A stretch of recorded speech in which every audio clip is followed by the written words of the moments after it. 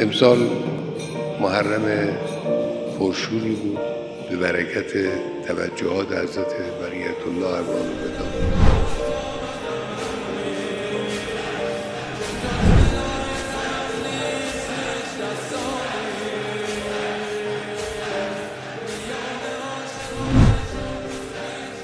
دشمن‌ها سعی کردن، تلاش کردن که محرم رو بی رونق کنن، درست نقطه مقابل اون که اونا میخواستن اتفاق.